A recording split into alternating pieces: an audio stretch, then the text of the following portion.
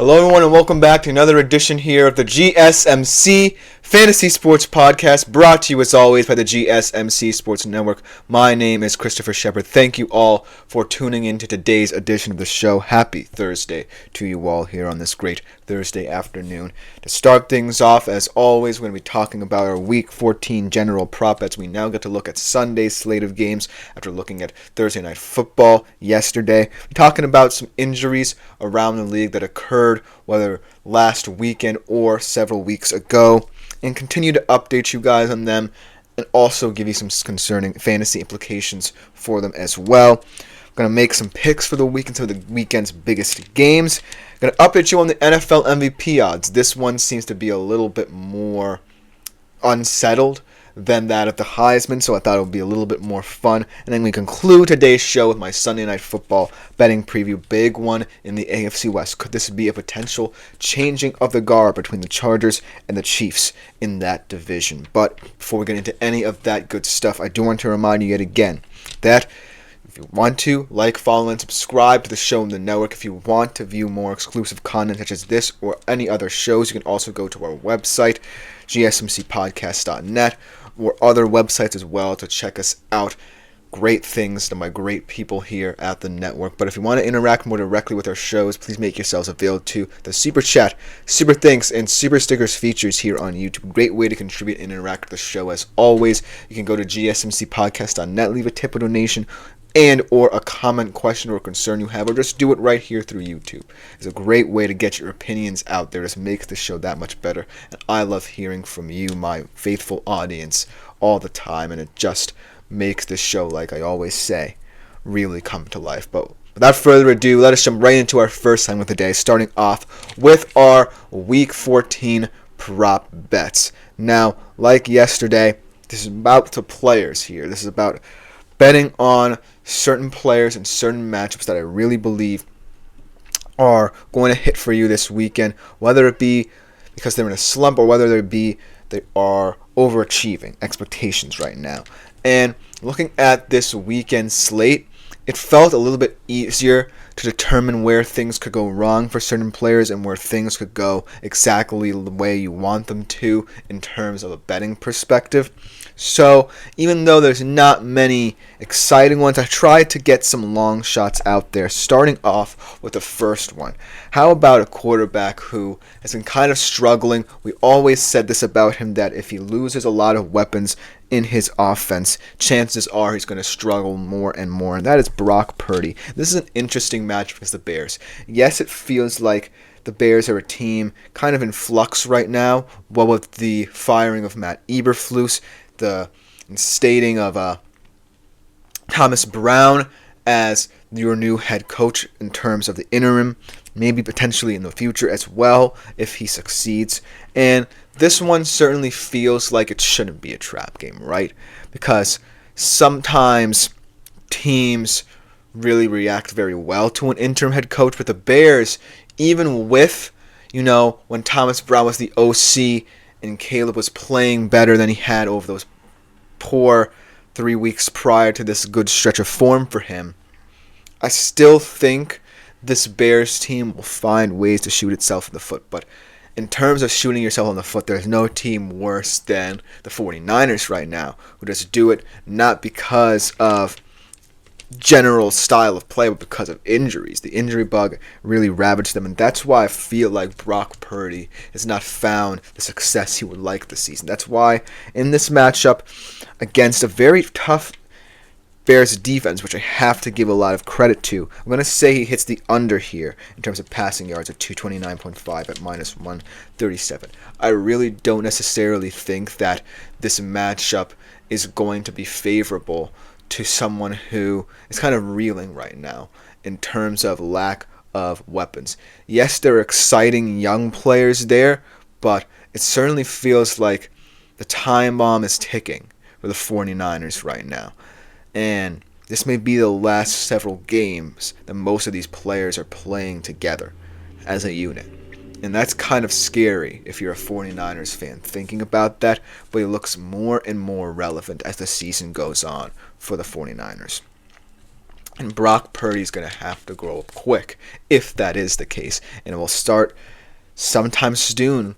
And chances are he may not rise to the occasion to start off. I do still want to give him the benefit of the doubt, but chances are, for the time being, if he doesn't have those superstar level weapons, then he's going to look a little bit more mortal than usual.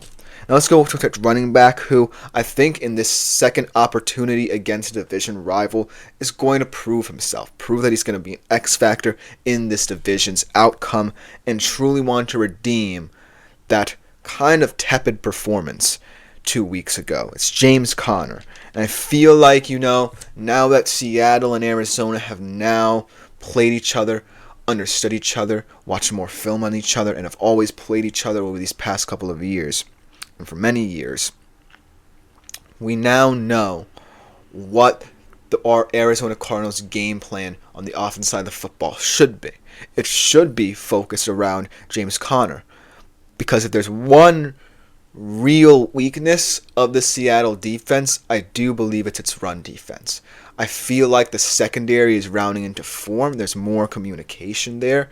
And at least from the linebacking core onwards, that part of the field in terms of defense is pretty much covered. It's that defensive front I'm kind of worried about. Yes, Leonard Williams is there, but it's going to be about corralling a guy like James Conner, not having him going. Because if James Conner is going, then Kyler Murray gets settled down, and you don't want that. However, James Conner is going to have a much bigger say in this win or lose for Arizona. So that's why I'm picking the over here at 65.5 rush yards for him, because he's not going to disappoint again. He's going to want to state the Cardinals' intent by truly taking it to that Seattle front and trying his best to help his offense out, because that's what they're going to need.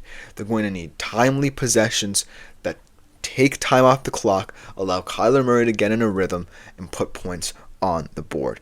And so that's why this time around, I'm not necessarily going to say that James Conner is going to be shut down again, because you can't necessarily stop a good running back twice in a span of 3 weeks, coming back from a cross-country trip from New York, mind you, where you looked pretty mortal there. So that's why in this one, James Conner is going to have a much bigger say in its outcome. In terms of receivers, I really don't think George Pickens is going to have a good day.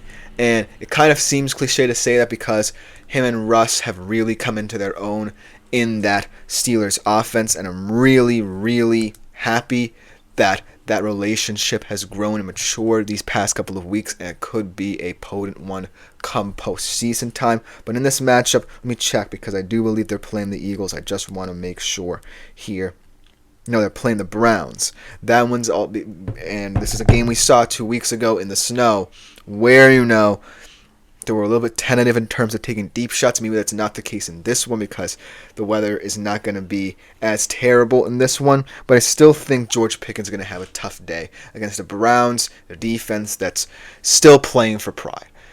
That performance against Denver was not entirely their fault. Yes, they had some bad moments, but most of them stemmed down from the offense's mistakes, more so than defensive struggles. So that's why I feel like the Browns, in another opportunity to take the Steelers down a peg, are going to try and get very physical with George Pickens yet again, much like their first matchup. And so that's why I'm taking the under in terms of George Pickens' receiving yard total at 68.5. I just think that even though he's been performing out of his mind these past couple of weeks with Russ, I think these are the kinds of games where you might have to reconsider, because this is another opportunity for the Browns to continue this momentum that they're having that started from that game against Pittsburgh at home in the snow 2 weeks ago. And so I would definitely be scared if I'm Pittsburgh and Mike Tomlin in terms of scheming George Pickens open, because that's going to be tough against this very spirited Browns defense. So overall, those are the three kind of top prop bets I wanted to bring to you in terms of guys who might overachieve or underachieve. But a couple fun ones that I wanted to throw in here. How about Bryce Young and his rejuvenated state, hitting the over in terms of passing yards in his game against, I keep on forgetting who these teams are playing here. Let me pull it up real quick. Against the Eagles here, how about him hitting the over? And I know it sounds crazy because it's the toughest game they've played in this stretch where we've seen Bryce Young really come into his own and truly be a vocal leader of this team. But why not? I feel like at this point in time, we're starting to see a confident Bryce Young no matter the opponent. He nearly beat the Chiefs. He led a very gutsy game-tying drive to take that game into overtime, which not many people can do against that Chiefs team, and not many people get the opportunity to do because, well, they're the Chiefs and they're one of the best closing teams in the NFL. But enough about that, and let's talk about the special traits that Bryce Young has developed. He can perform out of structure, and that game-tying touchdown against the Bucs proved that much. He can perform in pressure situations. Both of those drives were 2-minute drills. He's really improved in terms of seeing and processing the field, not necessarily missing wide open throws like he did early in the season, and really reading the field very well and understanding the accuracy of his certain passes and where they need to go. And so that's what I admire about Bryce Young's development. And yes, this Eagles defense is a very scary one for a guy who is just getting into the feel of the NFL again. But Bryce Young has proven he is dauntless. And so that's why I feel like the over is not necessarily a long shot here for him. And then finally, Jonnu Smith at the tight end position. Another guy who's overachieving, much like Bryce Young is right now. I'm taking the over in their game against the Jets. I feel like Jonnu Smith is going to continue to see his star rise in that offense because he is their secret weapon. He's not the speediest of guys like Tyreek Hill or Devon Achane. He is not necessarily the smartest of route runners in certain situations like Jalen Waddle can be, but he is a reliable tight end and a reliable target, and we've seen it in this offense, and I think he's going to continue to grow. Even if the Dolphins make the playoffs, he's going to be a huge part of this season down the stretch, and that's why I'm really excited to see what he does. I'm going to take the over on him as well. But that's just about do it for my prop bets. Let me know which ones you like in the comments below, or if you have any of your own. But coming up next, we're going to talk about the dark side of fantasy a little bit. Talk about how injuries will impact your decision making this week in terms of fantasy implications. We'll be right back to talk about it right after this short break. I feel like I'm losing my